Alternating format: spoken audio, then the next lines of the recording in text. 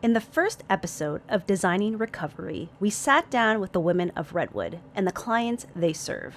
Next, we interviewed Red Studio, architects and experts in biophilic sustainability and wellness design. Now, our attention turns to the students and their reflection of this journey. As an alumni of Toronto Metropolitan University and this program, Interior Design, the fourth-year studio is a bridge where students learn what will be expected of them when they step out in the real world and deal with actual clients, projects, and the challenges that come with it. In this last episode, we look at the future of the interior design industry and one group of students who are determined to continue their student work with Redwood after graduation. Meet Daniela, Areesha, Ernest, and Sierra, the DAES Collective. Hey guys! So I think the value of the studio was that you had a real-life client that needed help who probably couldn't afford interior designers to help them reimagine the space. So how has it been working with a real-life client knowing that your designs could be implemented in the future? I'd say there's two sides to it where it's been great in the sense that we get feedback and we can actually it grounds us because we know like we have a very specific thing that we're working towards, but it's also been challenging because it's not like our previous studios where like the sky's the limit. Like obviously we have to stay within like certain bounds, and that's not just budget wise but also sometimes like trying to convince them of certain decisions, like with the beds for example. Like in the interim we showed them all these new bedrooms and the excitement of more residents, but we kind of had to almost push back a little bit and tell them that like yes, we're giving you all this new space, but it doesn't necessarily mean that's more residents, and this is why. And as Lorella put it, acting as educators as well. Another like challenge I could think of was like the materials that we were choosing. For example, like it's not like a random material that we can just apply, and we've done so in previous projects. Okay, this looks nice here, it's going there, but we actually have to like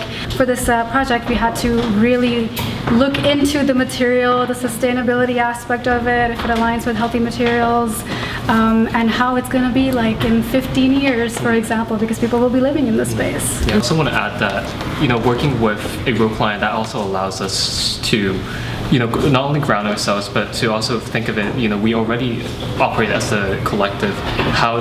What would it basically be like when we take, when we leave school and take on real clients? So this is almost like for us, dipping our toes in the water, even though like this is a studio course, we treat it as if this is our first job. We actually have to choose real life materials, based on the values that we're trying to bring to this project. We also have to really research the type of material and the brand, the company, where it's located. And I say that's probably, why this project, became so successful, because we are going with in mind that we want this to be real. And how do we do it? We do it as if we are operating a business. It's practical and thorough. Yes.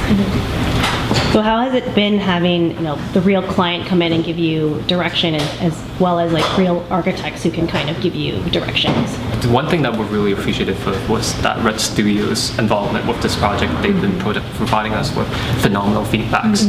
I think like that also differentiates ourselves, like how this course been operating versus real life, because in typical real world scenarios there probably would be weekly meetings, but here we're working off of a monthly basis, which there's probably more decisions that probably would have been made earlier should we have those earlier, more frequent meetings with clients and architects.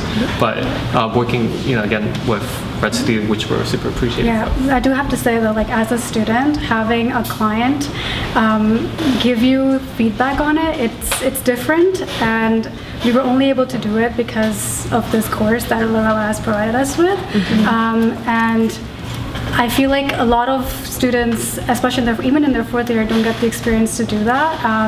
And even though it was just 1-2 meetings, I feel like we're slowly going into that real world environment, I guess, and learning how that would actually play out. I'll add too, like, because our visits were not as frequent, like not super frequent, when we did meet, we did a lot of prep beforehand to say, okay, what are our unknowns? And we got really clear on what the goal was and what we needed to figure out in order to achieve that goal. So I think being able to be on site and both, you know, observe in the physical of what we're not knowing and what we want to learn about the space, and then being able to ask those questions, it was super helpful, and just like another way of doing research, because we look at precedents, we do research and seeing what's pre-existing, but Redwood is its own situation, and it's in Toronto, it's women, you know, there's all these different layers to what makes it specifically unique and what they need as a group and as a demographic. And so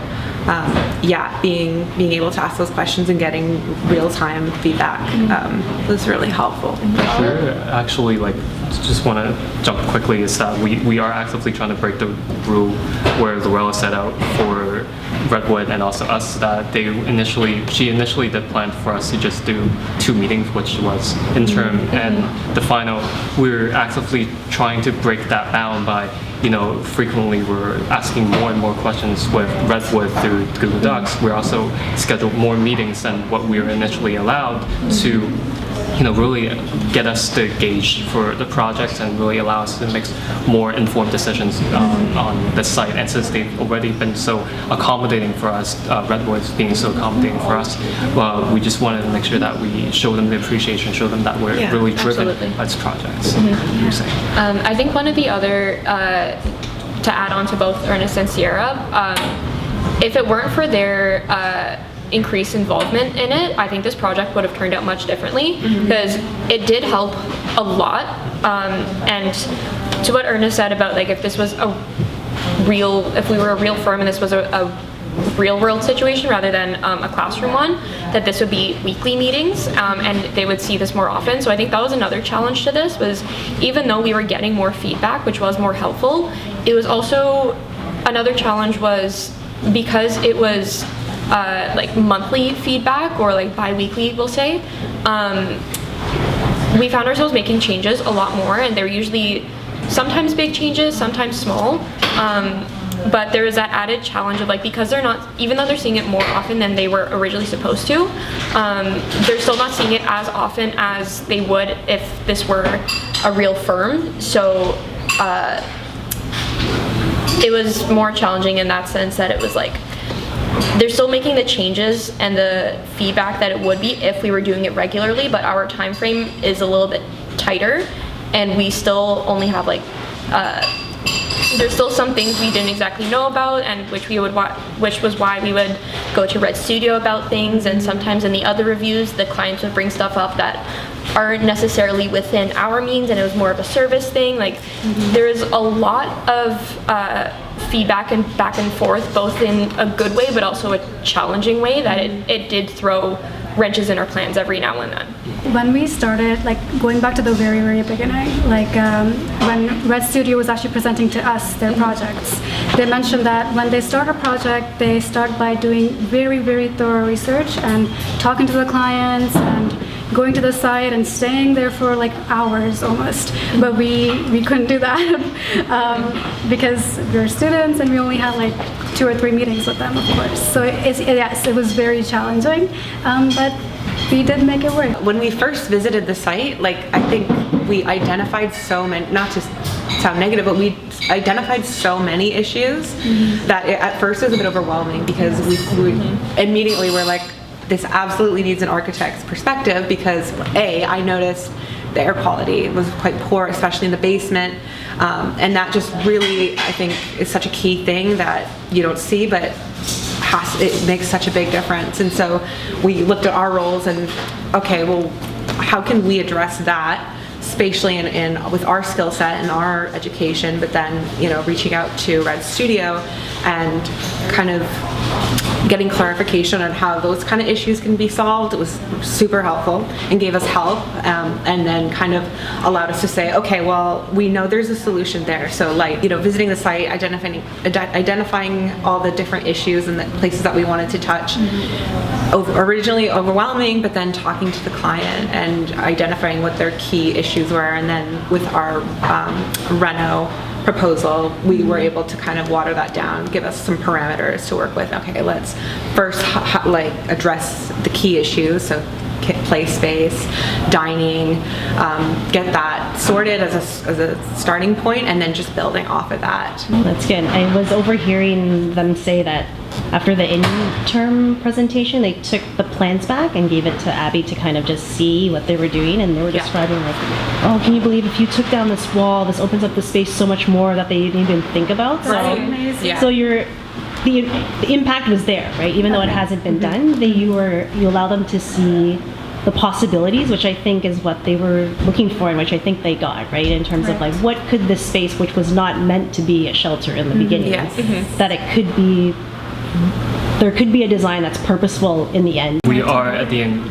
interior designers, and that is our goal. Our goal is to open up vision. We strive to be visionaries. We strive to be, to bring new ideas to the table, and that's really what we're hoping to do. And we're very, very happy that that succeeded. As our DAES Collective, that's our goal, to bring unique perspectives.